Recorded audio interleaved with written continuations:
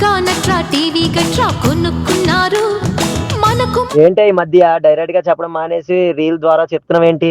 ఏమండి మీరు మధ్య నాకు ఏది సరిగా కొనట్లేదు. ఇంతకీ నీకేం కావాలి? నాకు ఒక మంచి హ్యాండ్ బ్యాగ్ కావాలి.